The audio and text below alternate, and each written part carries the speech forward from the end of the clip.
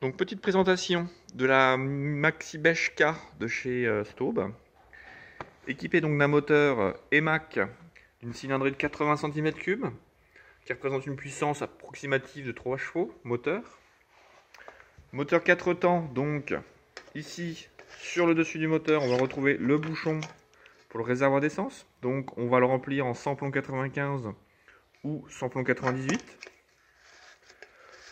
Moteur 4 temps, donc jauge à huile. Ici on va retrouver une petite jauge.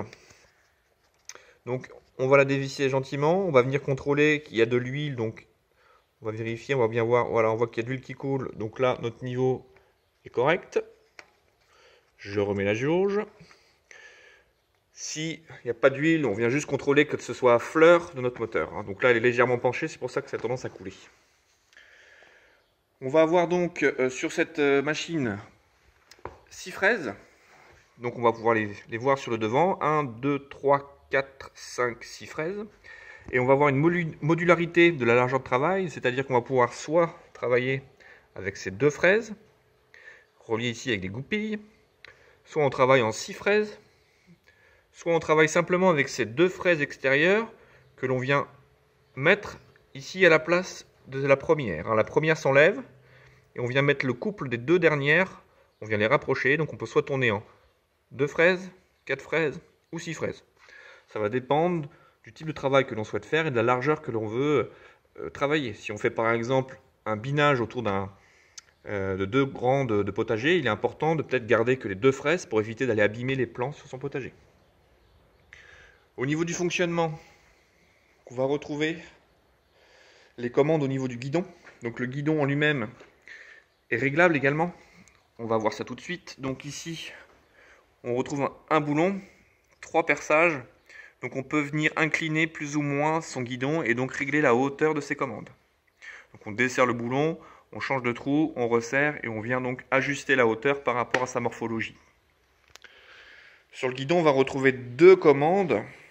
Un câble avec une poignée donc, qui va nous servir d'accélérateur et d'arrêt moteur. Donc on a une position stop, une position maxi qui sert pour le régime du moteur. Et différents crans, maxi, mi-gaz, ralenti, stop. Suivant ce que l'on va vouloir faire, on va plutôt se retrouver soit en maxi, soit en intermédiaire. Ici au niveau de la commande d'embrayage, on a une sécurité de base, donc on ne peut pas actionner son embrayage tel quel. Il faut absolument déverrouiller le clips rouge. Donc d'un doigt, on va appuyer sur le clips, et avec les autres, on va actionner la poignée qui va nous permettre d'embrayer le système des fraises. Donc on appuie d'un doigt, avec les autres on embraye. Comme ça que l'on va procéder. Donc pour la mise en route du moteur, évidemment on fait le plein d'essence. Chose importante, on vient actionner le starter, surtout quand le moteur va être froid. Donc ici on a un petit autocollant qui nous précise les 2 positions. Donc par ici on est en starter. Par là on a enlevé son starter. Donc on va actionner la petite manette noire qui se trouve ici. On la positionne sur l'arrière de l'appareil, en position starter.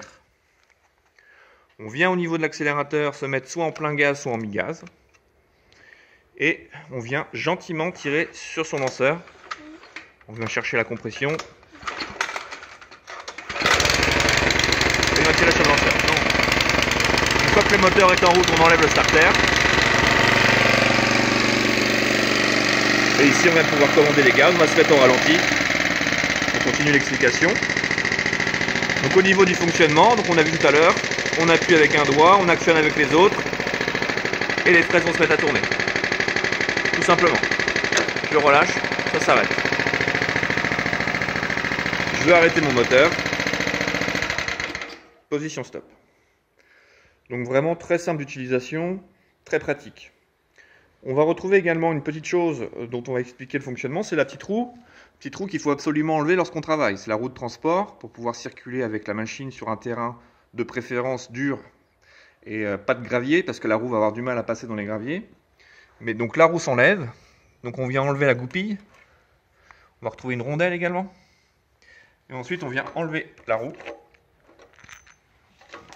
Et on vient laisser le pic de terrage donc au sol. C'est ce qui va vous permettre de ralentir un petit peu l'appareil, ce qui va vous aider à ralentir l'appareil pour venir enterrer un petit peu plus les fraises dans le sol et vous permettre de travailler plus profondément au niveau du terrain. Donc dès qu'on a besoin de remettre la roue et que l'on veut se déplacer sur le terrain, on repositionne la roue avec la rondelle et la goupille. Donc voilà un petit peu, je dirais, le fonctionnement et les petits points de cet appareil. Très simple, idéal pour faire tout ce qui est petit jardin, petit potager sur des terrains déjà préparés. Il faut éviter d'utiliser ce genre d'appareil sur de la pelouse parce qu'on n'a pas assez de poids pour pouvoir bien s'enterrer. Donc si on a déjà un terrain qui est à peu près préparé, on va pouvoir reprendre le terrain et aisément faire des préparations pour de plantation ou de désherbage dans son jardin. Donc si vous avez besoin d'autres questions ou d'autres informations, n'hésitez pas. Je reste joignable donc par mail ou tous les matins en semaine de 9 h à midi et éventuellement sur notre répondeur si vous avez besoin de laisser un message vocal. À bientôt.